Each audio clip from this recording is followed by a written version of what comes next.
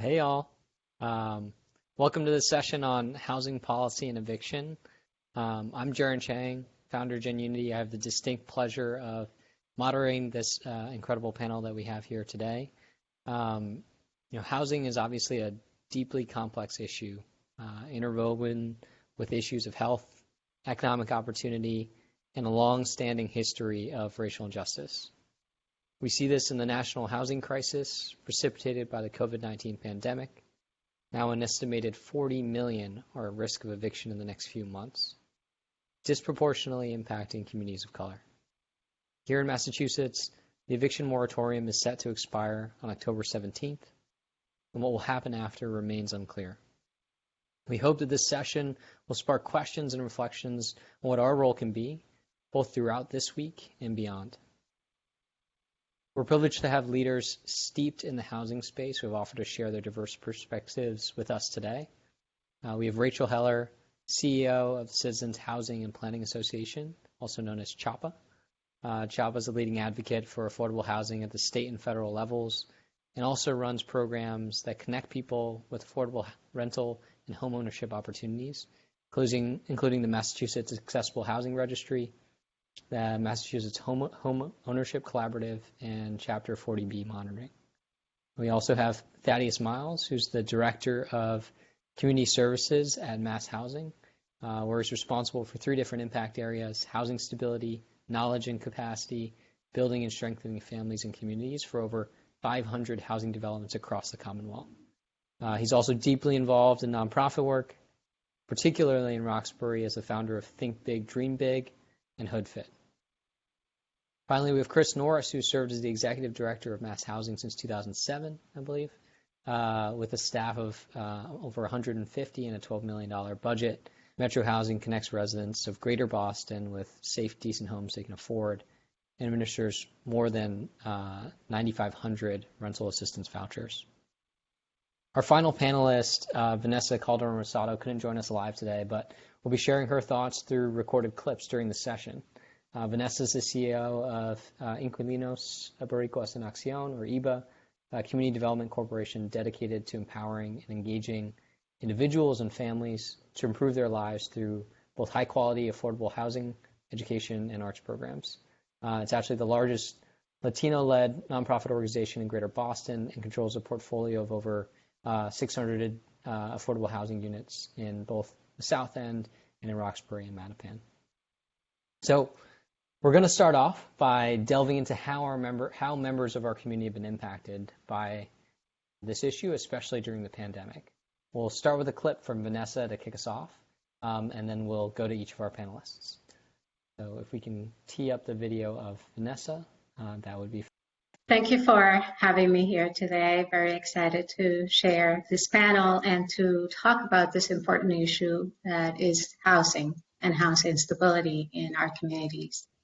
Families, since in the past 6 months, since the COVID-19 pandemic forced us to shut down our economy and our communities, our families have been affected in many different ways, from food insecurity, which already happened before, but the pandemic just exacerbated, from food insecurity to lack of access to technology, to internet, to computers, so they can connect or their children can connect to schools, economic hardships due to job losses or a reduction of hours at their jobs, and as well as health concerns, both due to COVID-19 or because they couldn't access healthcare the way they would, or prescription drugs for the elders because they couldn't go to the drugstore, to the pharmacy. So those are important basic ways that families have been impacted by COVID-19. And then, of course, there's housing. First, let's not forget that overcrowded, multi-generational households have been tremendously impacted, disproportionately impacted by COVID-19. In places like East Boston, for example, the rate of COVID-19 is much higher, 3 times higher than in the rest of the city. And part of that is because of a lack of affordable housing supply. We don't have enough affordable housing, so families have to double up. And more importantly, in addition to this, families have been facing a tremendous pressure and housing instability if they cannot pay their rent. Luckily, the eviction moratorium has been a good way to stabilize families, to ensure that they are not evicted from their homes. Advocates like me are asking and really advocating, lobbying for extending the eviction moratorium beyond October to at least the end of the year. And many advocates are advocating for even longer than the end of the year into next. Think about this, letting the eviction moratorium expire not only will put families on the streets, but will also and undoubtedly increase the COVID-19 rates, because families will have to go to shelters or double up in in crowded housing conditions. That will increase the COVID-19 rates. So this is not a win-win situation. We really need to think about extending the moratorium. Now, that is also a temporary solution, because eventually people will have to pay for rent. And at the same time, landlords are being crunched, right? Because they are not receiving the rent that they need to pay the mortgages, and they may face foreclosure. So really what we need to do is to, in addition to extending the eviction moratorium, is to increase rent assistance for our families.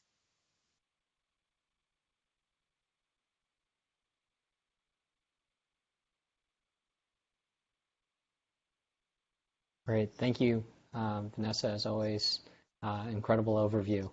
Thaddeus, would love to start with you. Is there anything else you would add or highlight about how housing needs in your communities have changed over the course of the pandemic? And how has your work changed to respond to those needs? Well, first, I want to thank Blue Cross and Blue Shield for the opportunity to speak today and to talk about these important issues. So when I think about both, I really want to emphasize that for me, it's not just COVID, it's also both pandemics, the structural racism and COVID-19, because, they're both we're facing both of those challenges at the same time and have to be creative around our solutions. Vanessa did an amazing job on families and economic issues. I think one of the issues that I find that's increasing daily, and I'm just got off a conversation about it, is the issues related to mental health and social isolation, particularly for older adults, which comprise at least half of Mass Housing's portfolio. We've worked hard with service providers for years to encourage older adults to get out of their apartments, engage with their neighborhoods and their communities. But from March until recently, we've told them to stay in their apartment and to not have visitors. Housing providers have been really creative in how they attempt to combat social isolation for their residents, from simple things like daily, weekly calls to the residents, which focus on individual families, or more community building events like Zoom, Bingo Zoom, providing art kits and talent shows for residents. Mass Housing has offered multiple webinars for housing service providers about the impact of physical distancing and social isolation for residents' mental and physical health. The way that it sort of changed our work, on a normal basis, on my capacity building and training, we would actually offer about 16 trainings per quarter. Over the last 6 months, we've actually offered over 60 trainings to service about 4,000 people. Online, we had to go from being in person to virtual. And some of those trainings, we've had 400 or 500 people, but it's not conducive to really learning. So we've had to do 7 or 8 of the same trainings. We distributed over 500,000 masks, which I didn't think that I would be riding around with 100,000 masks in the back of my truck to deliver in Springfield. We've worked with many of the grassroots groups to almost feed a little bit over 100,000 families that we weren't necessarily feeding them, but getting funding to organizations that were on the ground to be able to do it. We've done a lot with cross collaboration with state governments to support residents in all affordable housing communities around COVID responses and best practices. One of the challenges that I've also faced is working with young people. We hosted several youth symposiums to discuss their issues from losing internships to not having jobs to not having the technology and other components. And the Lawrence Summit, we really focused on interns, on young interns, and how none of them were actually going to have internships over the summer. So with Mass Housing, we created a community services department internship where we're actually able to get several young people and worked to be able to provide over 400 summer jobs and internships for young people, virtual and some hybrid across the state. And I think that's really an issue of creativity from the housing communities because many of them have had to work and adapt their plans 5 to 7 times with less funding and a lot more restrictions in order to be innovative and with a lot of ingenuity to be able to offer those opportunities to young people. So thank you. Thanks, Thaddeus. I mean, incredible overview. Thank you. Chris, as the state's primary administrator of rental relief, I think a lot of what Thaddeus said about adjusting on the fly to a digital and a virtual world and trying to address a lot of the acute needs of this pandemic may resonate with you. So I'm curious, how has Metro Housing's work also changed either in a similar or in a different way? Sure. Thanks, Jaron. Metro Housing works with property owners and tenants in Boston and 32 cities and towns. And we are the largest regional provider of rental assistance in the Commonwealth. But, there are a few ways we've changed in the last 6 months. The first, by definition, is we were a paper-driven process all along. The state and the feds have been very slow to engage and use technology to its fullest extent. So, in February, we weren't allowed to accept electronic rental assistance applications. By the end of March, we were. Pretty much all the technological advancements that we've been asking for the last 13 years happened in the course of 6 weeks. So one of the biggest changes, and hopefully it's going to have long-term implications on the positive side for both owners and residents, is the ability to automate and use technology in a better fashion. We have two areas at Metro Housing really that our services are divided on. One is the rental assistance that we referenced in here. That's the just shy of 10,000 vouchers. And we've really focused on flexibility and direct outreach because by definition, if a resident has a voucher, their income determines their rent level. And if their income drops, they're protected because we can adjust the amount of rent that they're paying. That's a really important element of the voucher program. It protects both tenants as well as owners to make sure that that rent keeps coming in. But we've also gone a step further with the support of the state. There are no terminations right now except for health and safety. We're allowing for self-certification of income. So because we know people have lost jobs, we know you can't find the paperwork from a job that's now ended. We're not doing inspections except for in emergency circumstances. That's for the safety of the households as well as for the safety of the inspectors. And we did direct outreach, asking people, have you lost your job? If you have, contact us so we can adjust your rent. That's the rental assistance side. On the housing support side, this is the eviction prevention efforts. We have seen a dramatic increase in terms of the number of applications coming in. We just finished about to finish the third month of this fiscal year, and we have spent our entire initial allocation, the annual allocation that was supposed to last through the end of June. We spent more than $3.2 million. All of those payments went directly to property owners so that tenants could remain stably housed. And we have a backlog of 2,000 additional applications that are waiting to be funded. And just this morning, the state released $15 million more dollars. It's too little. It's not what we need, but it's going to allow us to keep going. So I think demand on one side is how we've changed, and then flexibility in the use of technology on the other. Thanks, Chris. I think that really well tees up how the question of where do we go from here? And, It's clear that this pandemic has had, deep, far-reaching impact both on tenants, on landlords. And as we think about the road ahead, we wanted to bring in Vanessa one more time to get her quick thoughts on how we can navigate this crisis. And then Rachel will go to you afterwards.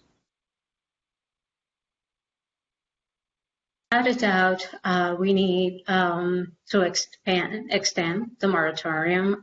We need to make sure that families feel safe and secure in their housing. And we need to ensure that, families are not thrown out to the streets. But we also need rent assistance, rent relief. So we need to pass a new stimulus package to support, and this has to come both at the federal and state level, both, to really support families to pay their rent. So also we can support landlords. Think about it. A small landlord that is not receiving rent may also and most likely will default on their mortgage payments, which will force them into a foreclosure. So we don't want to create this devastating domino effect in which families then are evicted or, the landlord defaults, and then eventually the family will be evicted as the landlord defaults. So I think that that's going to be a very critical policy that we need to advocate for, and in terms of really supporting the ecosystem that is housing, not only the tenants but also the landlords. For bigger landlords, including nonprofit CDCs like GIVA, this is also important, not only because of mortgage obligations, but rent and the subsidies that we receive are used to fund our replacement reserves that are used for operational and capital budgets and improvements, and for services and programs for our residents. So all of that also has a direct impact on how organizations, especially nonprofit, bigger landlords, can assist the community, can support the community, and can keep up and maintain the properties in a way that is stable and sustainable.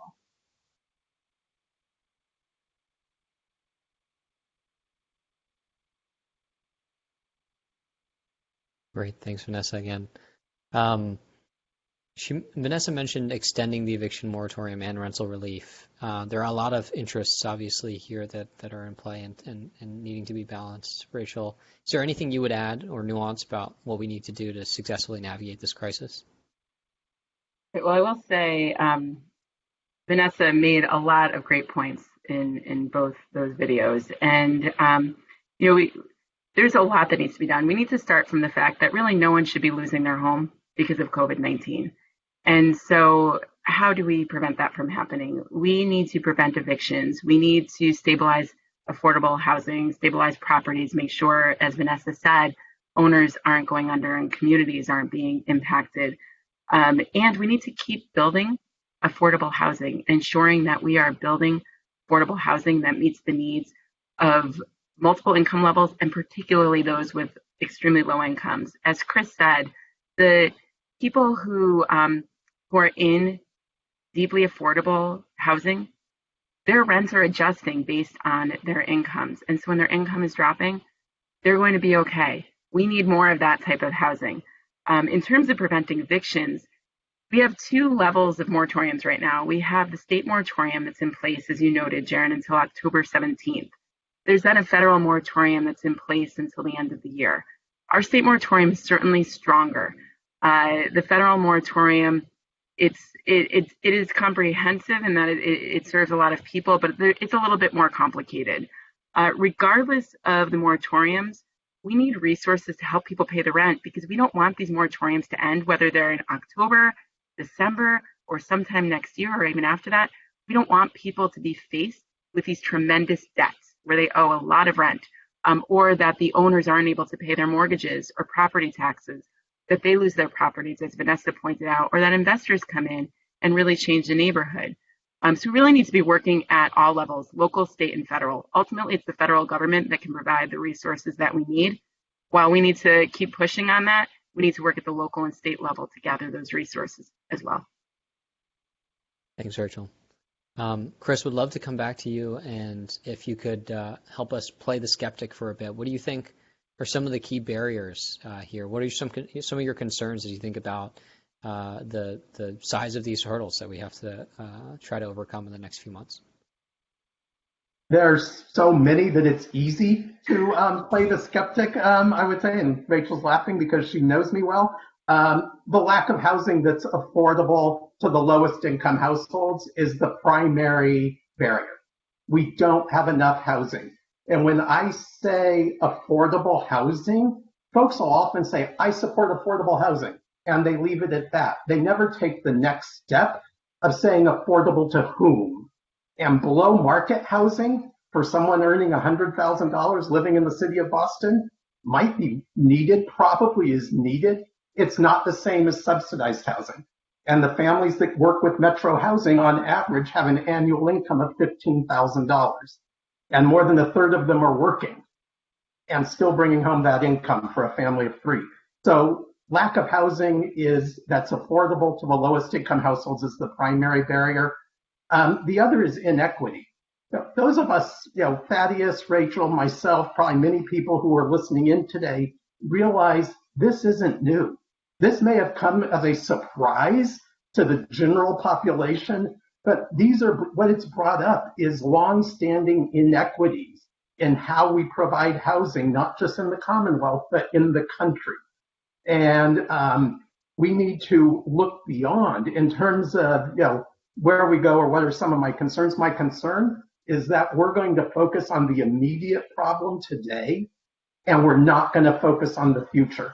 We're not going to learn from this, because if I continue to play the skeptic, when this was only impacting the lowest income households, only a few people paid attention. As it reaches its way up the income scale, more people are paying attention. Once that's fixed, we run the risk of going back to where we were. And so we need to keep that pressure on. We need to plan going forward beyond just what we're facing today. And some of these programs that we're putting in place right now or that we're using now are Band-Aids, and they're great and they're needed, and we have to keep people housed now, but we need long-term solutions for the long-term problem. Thanks, Chris. Rachel, would love to come back to you on this front and just get a sense of, we've teed up the vision in many ways, but the pathway to change, how do you actually get some of those, what I hear from Chris as structural things put in place? What do you think we need to overcome those, the kind of historic and current barriers to address a lot of the concerns that Chris brought up?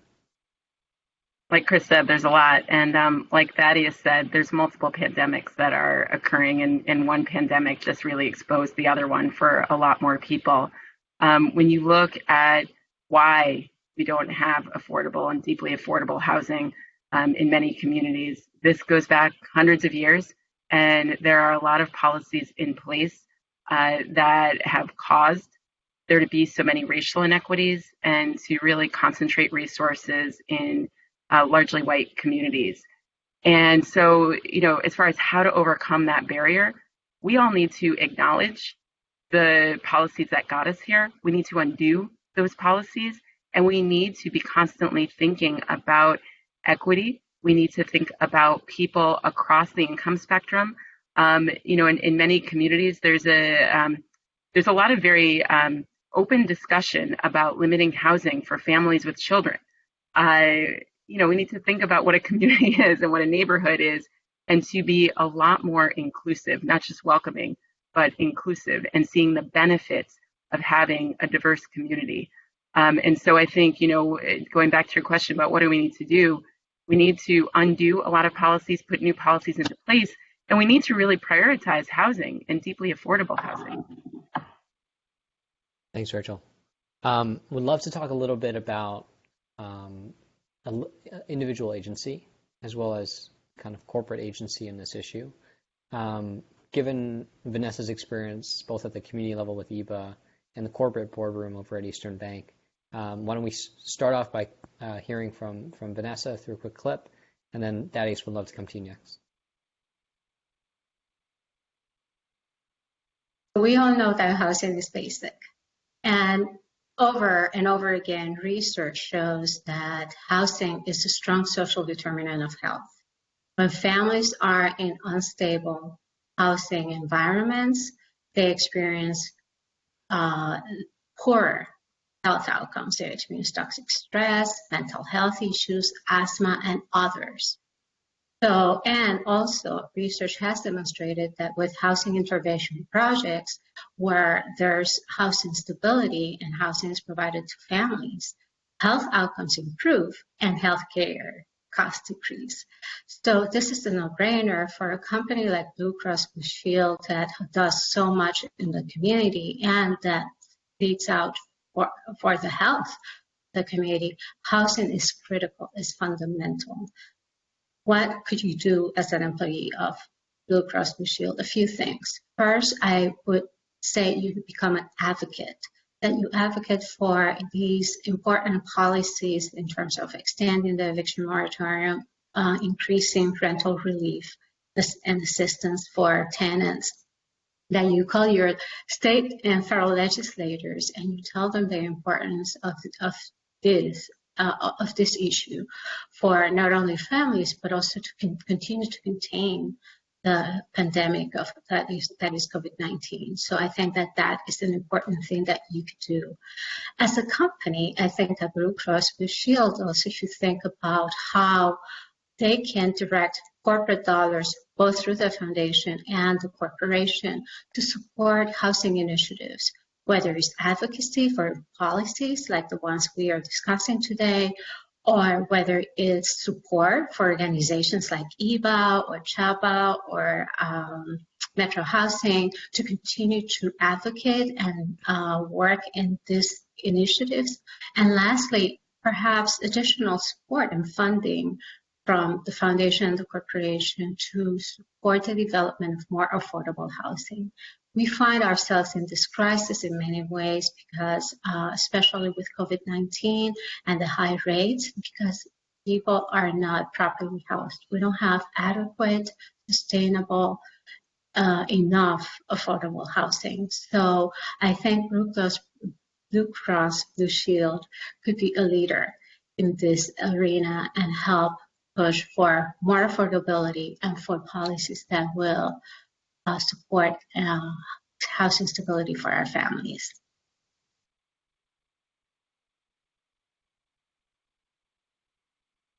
Thanks, Vanessa. Thaddeus, we heard a lot of great things from Vanessa on reaching out to legislators and thinking about influencing the operations of the company and the foundation. What guidance would you give individuals thinking about how they can affect positive change in their local communities? So I think, one, I agree with everything that Vanessa said, and probably with 10 times that, right? and to be able to go from there. Because when I think about Mass Housing's tenant protection program, which did a study that talked about the emergency room use and how that was used more frequently by people that were housing unstable, but that small investments in housing stability will result in large healthcare savings. But I also believe in that every person should have their own agency and that they should figure out how they can best help in this time. And I always look at 4 different components for myself and how I engage.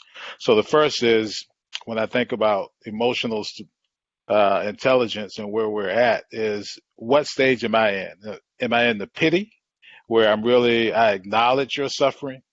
Am I in the sympathy where I care about your suffering? Am I in empathy where I feel your suffering? Or am I in compassion where I want to relieve your suffering? And what I would say to each individual that's on this and that will see it later is work to get to compassion. Because when you get to compassion, being an advocate, an activist, or other things are coming from the heart and coming from a different standpoint, and those that you're communicating with will feel it a little bit differently. And I think that that's really, for me, a important thing for anybody. So I can't say go out and advocate and call your senator, because that's not what everybody can do. But maybe they can go out and frequent and purchase from a small business. Maybe they can shop for some of the at-risk people that are struggling. Some of the seniors out there that need some grocery shopping. I've seen some amazing young people do that for seniors.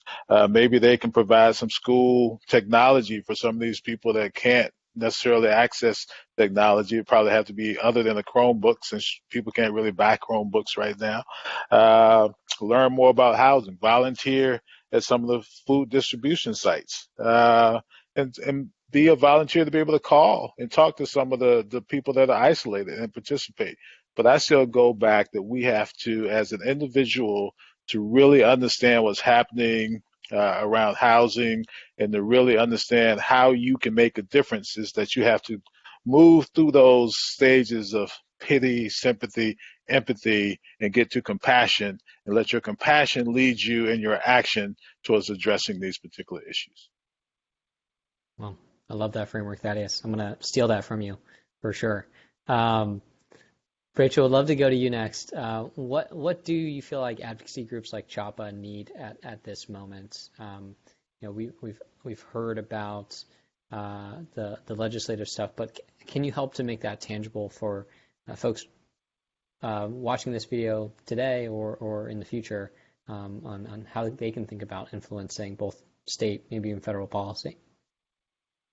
Yes, I do think everything that Thaddeus said, and I am also going to ask you to call your state legislator and your congressperson, because they really, CHAPA as a statewide organization definitely can have an impact. It means so much more to a policymaker when they hear from their constituent and understand that this is an issue in the community. And I also think getting involved in your community is critical. For so many reasons. We could pass state and federal policies and get a lot of money invested. It's still at the local level where all of the decisions are being made about what's built, what doesn't get built, who lives there, who doesn't live there. And it's interesting, some of our strongest advocates have done work at the local level and understand the critical importance of the state and federal policies supporting their work at the local level, and it makes their story even more meaningful. But in terms of, I think of just some of the impacts I've seen when people do speak up. And one thing I'd like to talk about is the Mass Rental Voucher Program. Chris and I have worked on this, on funding for this program for probably 20 years now. That program once served 18,000 households, was served at $120 million in the state. It was obliterated. And I think Chris and I started working on it around 2002. It was funded at about $24 million. That program is now at, I think, $120 million. The interesting thing about it is it was dying. The program was dying. And the genesis of the campaign to bring it back started with families who were experiencing homelessness and shelter providers. And they're identifying what was needed and starting to advocate for it and building a coalition, a very broad coalition where everybody was on the same page about restoring this program. $1 million the first series and drips and drabs. And now we're at the point, it went from a line in the budget that most legislators didn't know to really being the top housing request that most legislators have. And it really started with a small group of individuals, and it built out from there. Well, thanks for sharing that inspiring anecdote, Rachel. I really appreciate that. I know we have a little bit of time left, and I saw some questions and thoughts coming in through the chat.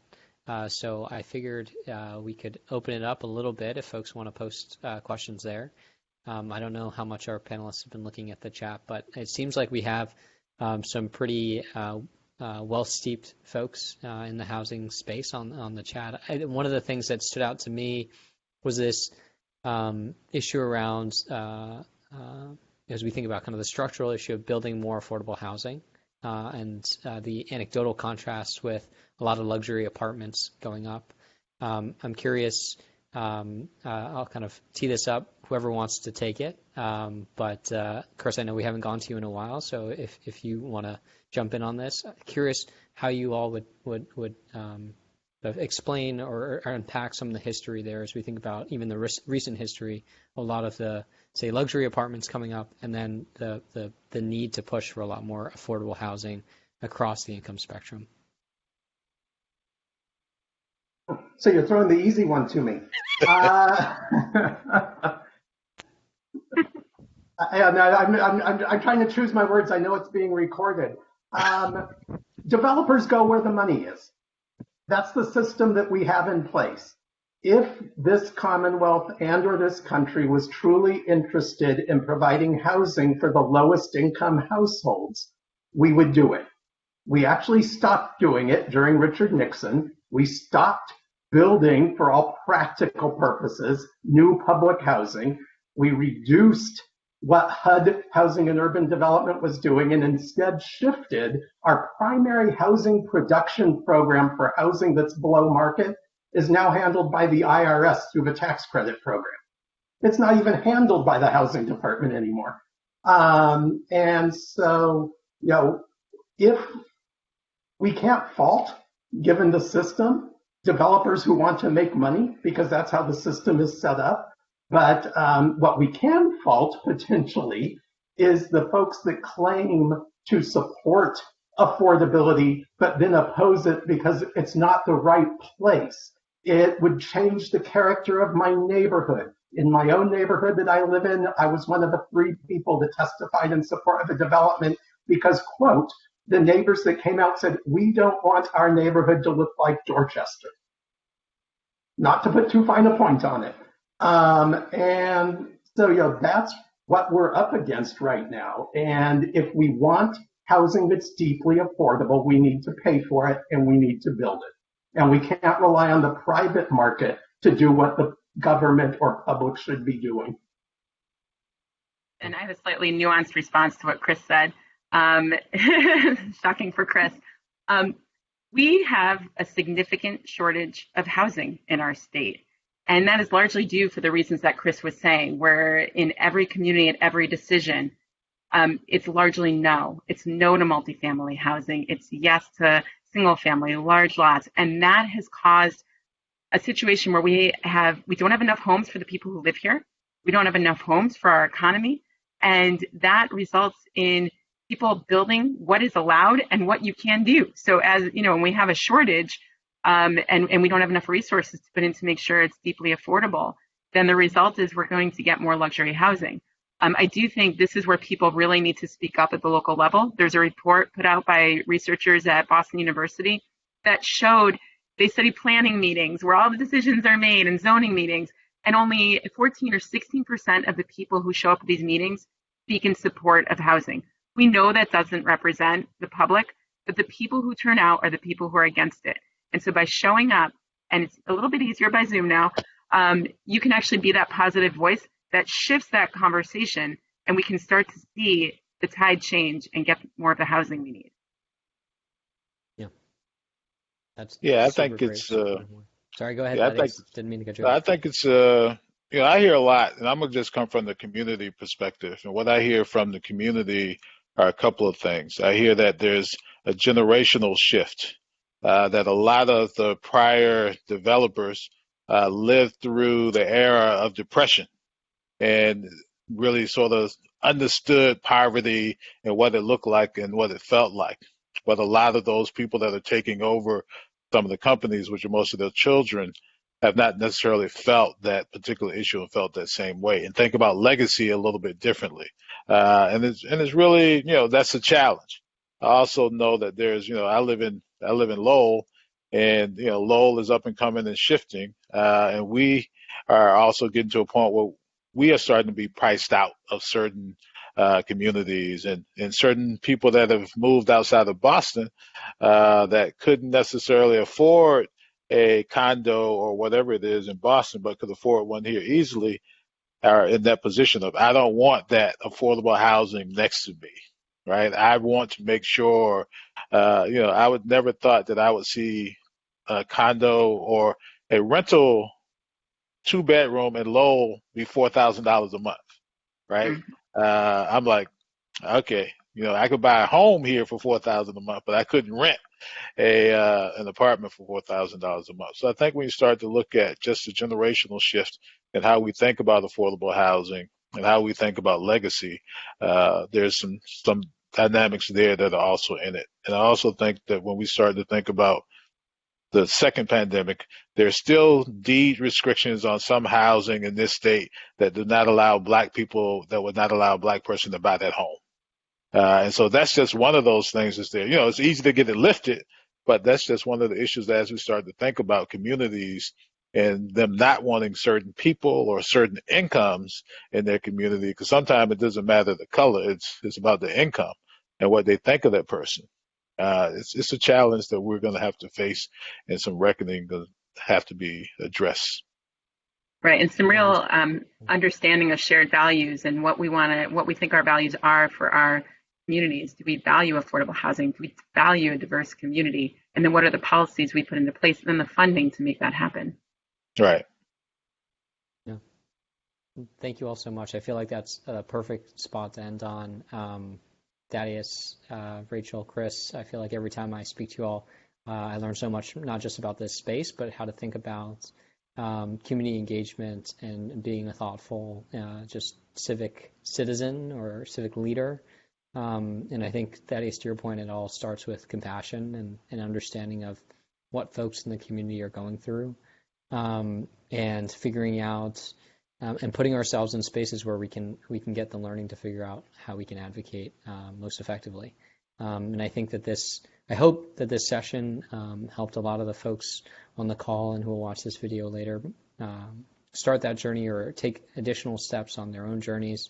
And that Service Week is a great opportunity and a great launching point for many people as they think about this upcoming year. And I think what we're seeing is that a lot's at stake. And I hope that folks come away with the conversation that we can't sit on the sidelines. And so thank you so much, all three of you, and Vanessa, for taking your time to share your insights with us, and for trusting us with this knowledge, and we'll try to do it justice as we think about our own actions going forward. So thank you.